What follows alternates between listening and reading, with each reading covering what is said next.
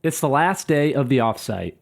The meetings were productive, the energy was contagious, exactly what the team needed. The CEO pulls you aside to say, "Thank you, this was next level." And you smile because it felt that way to you too. You found the secret to delegating the logistics so you could focus on shaping your team's experience. You used Offsite. They handled the venues, the negotiations, the logistics, and together you created an experience that will move your business forward. Sound too good to be true? It's actually within reach, and it can even save you money. See how at leaderassistant.com/offsite. Hi everyone, I'm Amber Youngren.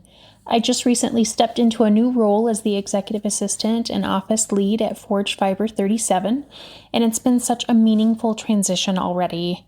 I'm supporting our national leaders across finance, operations, and external affairs, and as my title hints, I'm also the main point of contact for anything tied to our Denver headquarters, meaning anything from projects to space planning, just to making sure that the day-to-day flow of the office actually works for the people in it. I wanted to share our leadership quote of the day. It's from Peter Drucker, and it's been one that's been sticking with me lately. It says, "The most important thing in communication is hearing what isn't said."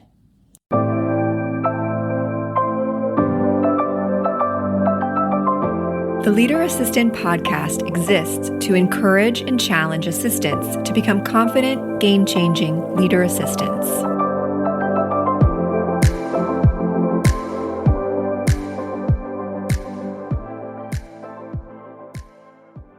Hey friends, welcome to the Leader Assistant Podcast. It's your host, Jeremy Burrows, and this is episode 380.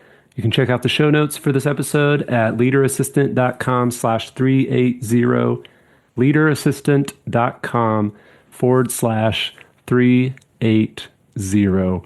Today, I'm excited to be speaking with Amber Youngren. Amber, welcome to the show. We're excited to have you on. Thanks so much for having me. I'm very excited to be here today. Awesome. What city are you in? So I'm in Littleton, so basically a suburb of Denver. Love it. Love it. My brother's in Arvada, so.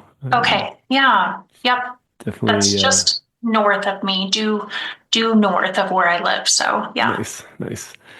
So we're going to get into a lot of good stuff today, but before we dive in, what is your favorite thing to do when you're not working? So outside of work, I'm a huge live music person. Concerts are my happy place, and my taste is really all over the place. So I love classic rock, I love metal, I love a select few pop artists. And then on the complete other side of the spectrum, I also love live musicals as well. So just being in that theater and then hearing that first note hit really just gives me chills every time. So, nice. Yeah. Awesome. And then do you have any pets or kids or none of the above? I do. I have like a whole slew of both. So I have 2 adult sons and 1 adult stepdaughter. And then they're all grown and out of the house and doing their thing. And then we also have 2 doggies at home. We have a chocolate lab and we have a boxer and husky mix. So they keep us super happy every day. They're so sweet. Nice. Love it. Let's jump right into your career journey. Tell us about it.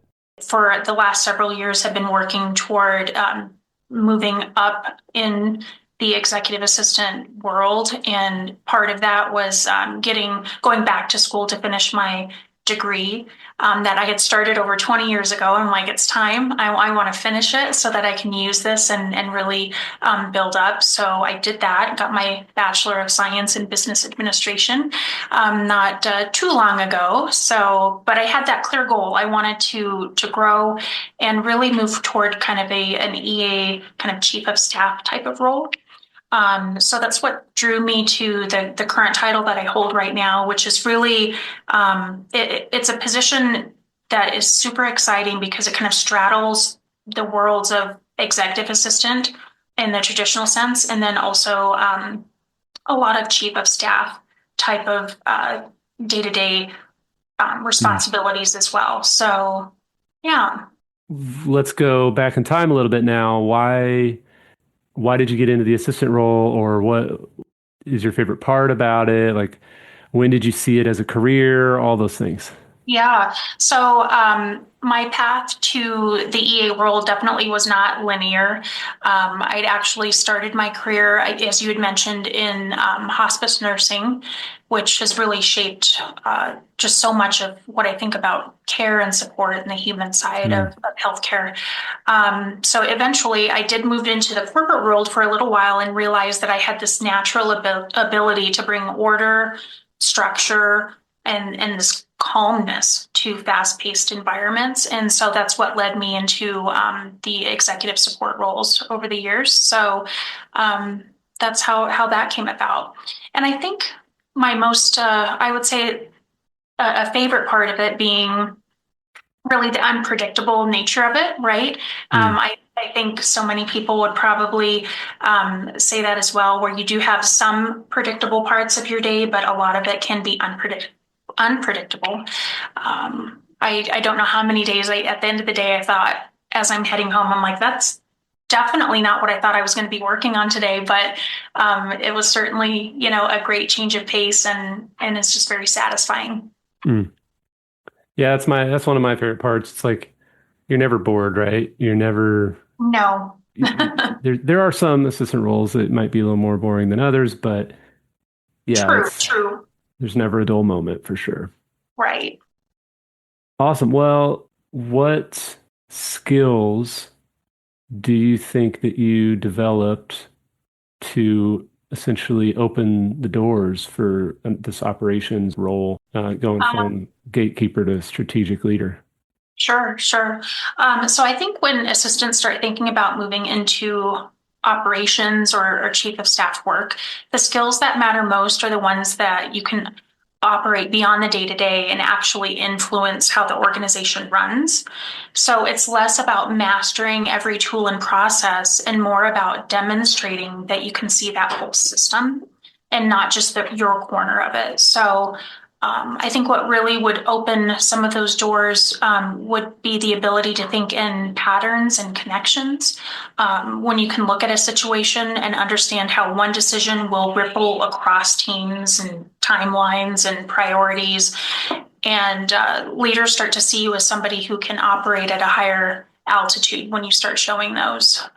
So I think also maybe decision support is another big one. So if you're already the person that your executive turns to when they need like context or clarity or a quick read on the situation, I think that's a sign that you're building the right muscles that you would want to have for these type of positions. And maybe another one I would add is maybe cross-functional influence being kind of a third pillar. So it's about getting people aligned, moving in the same direction, and following through. So when you can bring that clarity to really ambiguous situations, you can get groups unstuck and without, being that actual CEO position. You just have that line of sight across multiple departments that allows you to have those skills. Love it. So I love the line of sight line. I've always thought that we have a very unique perspective on our direct executives that we support on their goals and the problems and the pain points and the drama sometimes, but then also the company as a whole, because we see how that interacts and connects with the rest of the company too. So it's a line of sight is a good way to put it. I like that. Absolutely. So what about, do you work for a team or with a team of assistants? Is there a team manager, team lead for the assistants, or are they all kind of just reporting to their executives? Just curious how that works. Yeah. So as far as the company that I'm at right now, we are just in the phase of really growing and expanding. It's a super exciting time to come on board. So I'm an earlier add to the company. And so we don't have a team of executive assistants. So the team I would say that I work with is really just our executive leadership team. And what I'm super excited about, and what I think this whole episode will probably hit on, is being able to get to that point where you're really seen as part of the executive leadership team and not you support the executive leadership team. So I've been very fortunate that my current leader has been very open to expressing internally and externally that I'm part of that team, a working part of that team, and not that somebody that is, on the outside or the perimeter supporting them. That's great. That's great. So let's talk a little bit about confidence. How do you have confidence to manage up and really, like, you mentioned those skills like decision support and things like that. How do you have confidence to go to your executive and say, "Hey, I think we should make this decision," or "Hey, Right. you need to make a decision. I've done some research and I think this is the decision you should go with." Yeah. Yeah. So managing up is kind of like one of those buzzwordy phrases a little bit, Right. but what the way I see it is it's really about creating the conditions for your executive to operate at their highest level. So it's not about control, and it's not definitely not about people pleasing. So at its core, I think what it is really kind of taking that mental work off of your executive's plate. So they're constantly bombarded with information, decisions, competing priorities. And so when you can manage up well, you can filter that noise and then surface what matters and then frame things in a way that it makes them easier to act upon. So, taking, this messy, scattered information and turning it into something digestible for your executive. So clear summaries, clear visuals, simple next steps. So you're not just like kind of passing the buck, passing things along. You're transforming them into something usable. Love it. I would say that is one of the main things as far as like managing up. And if you're touching more on, having the confidence to actually bring something to your executive where, some of us may feel a little nervous about, bringing something forth as far as, gosh, I really think that my executive needs to do this, and I'm not really sure how to say it without stepping on toes. I just head straight for it and say, and I'll even use those words sometimes and say, look, I don't want you to think I'm stepping on your toes, because that is not why I'm in your office right now. I'm in your office because I think we need to do, A, B, and C. And I think we need to do that because of, this situation, and really just hit it straight on and let, your leader know that you're not bringing something up to, to put barriers up or to be confrontational in any sense of the word. It's really just trying to both align and make sure that they're aligned with you as well. Yeah, because it's like it's not a dramatic emotional thing. It's a business conversation, right? Absolutely. Absolutely. Like when you can frame it in a way that it is taking the conversation to a goal that you're both interested in and trying to take that emotion away from it, that is really helpful to just frame that conversation and literally, purposely say, the goal of doing what I think we should do right now is, A, B, and C, so that it's very clear of why you're suggesting what you're suggesting, and not, Amber's being dramatic this afternoon, and she is asking for, the following things because she is frustrated with, something or somebody, but Yeah. it's really about, getting to the end goal. Gotcha. So kind of related to that would be building trust with your executive. Yeah, How have you done that over your career?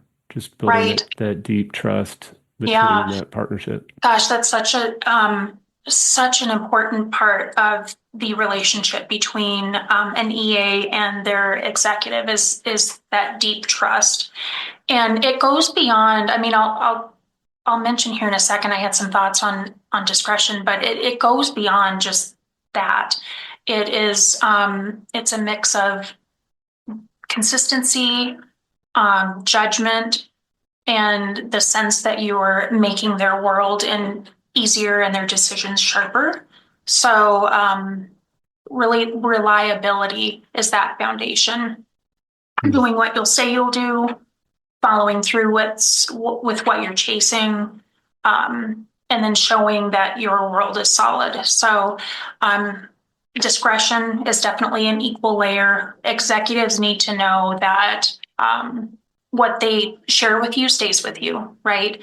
And that you can handle, that sensitive information without drama, that you can stay calm and steady when things get stressful. So definitely just that consistency, good judgment, discretion.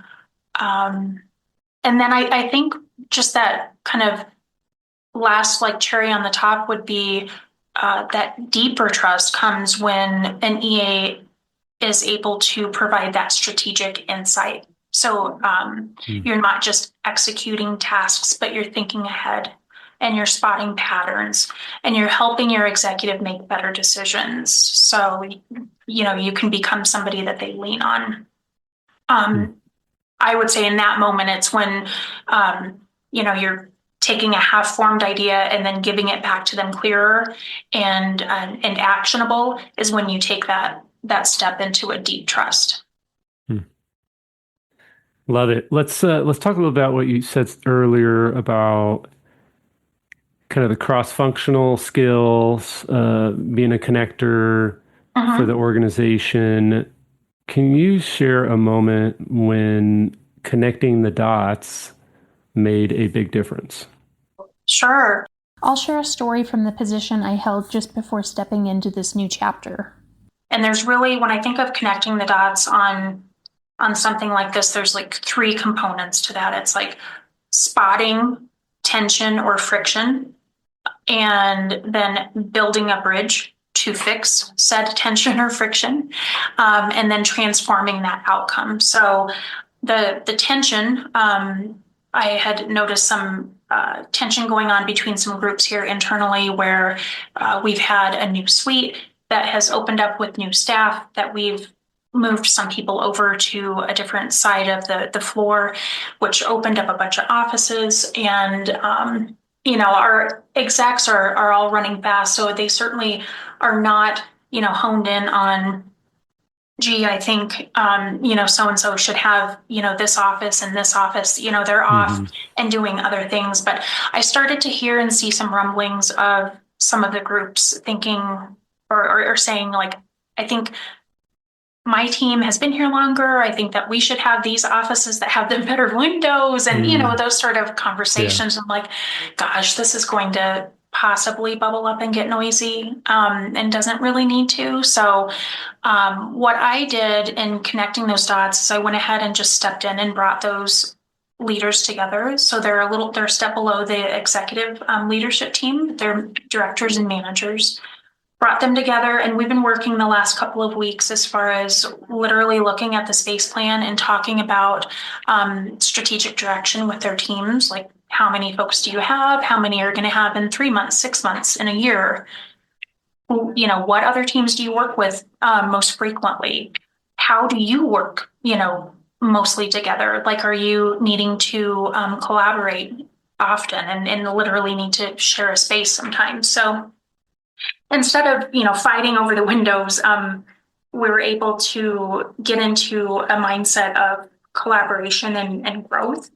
And we're pretty much at a point right now where we're about ready to take a kind of finalized version to the executive team to just rubber stamp to say, okay, move forward and get everyone settled in so that they wouldn't have to deal with it. So it's really like seeing those ripples across departments, and when you can, trying to keep that noise to a minimum for the executive leaders. It's certainly something that I would be able to handle and not have it bubble up.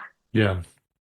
Yeah, it's nice to take initiative, see it, be aware of it, spot it, like you said, and then figure out, okay, can we resolve this or at least come up with a plan to resolve it Right. before, like you said, bubbling up and becoming a big issue with the.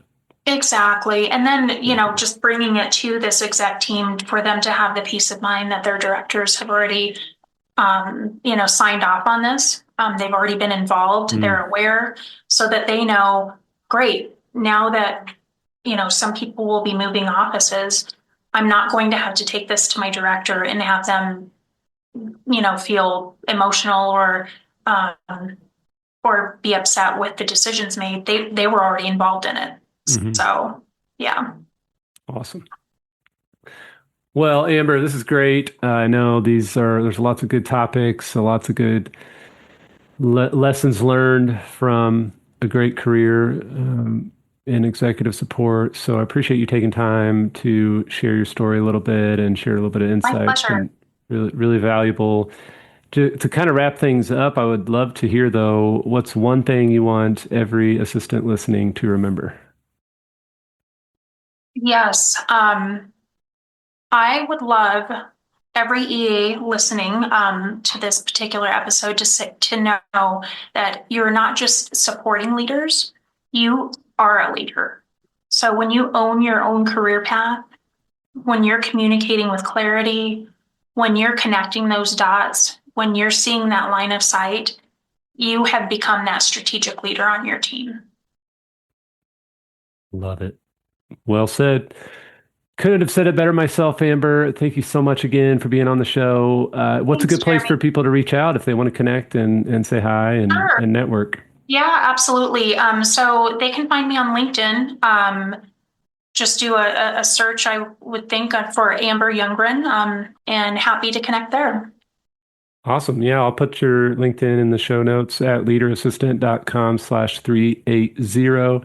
And reach out to Amber and say hi. And yeah, appreciate it again. I was telling, Amber before the conversation to those listening that I was helping my dad dig a trench in his yard right before the conversation. So it's nice to sit down and not be doing manual labor for a few minutes while I Jeremy was talk to you. literally in the trenches today. Exactly. Never a dull moment on the personal front too, I guess. Yes, indeed. Awesome. Well, have a good one. Best of luck to you. Hopefully, we'll connect in the Colorado area someday, and we'll talk soon. Perfect. Thank you.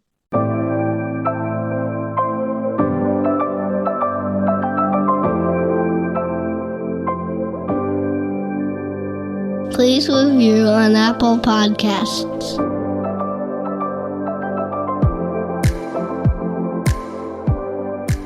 GoBulls.com. The Leader Assistant Academy is an AI-powered, on-demand professional development resource. It's for growth-minded executive assistants and administrative professionals just like you. When you enroll in the Academy, you get access to the Leader Assistant course plus streaming access to the audiobook. The course includes video lessons for each chapter of the Leader Assistant book, as well as the entirety of the Leader Assistant workbook study and discussion guide. Additionally, you get access to my exclusive Academy newsletter where I share thoughts on the state of the administrative profession, behind the scenes of my business, and sneak peeks at upcoming projects. Your enrollment also includes a one-on-one 25-minute coaching session with yours truly.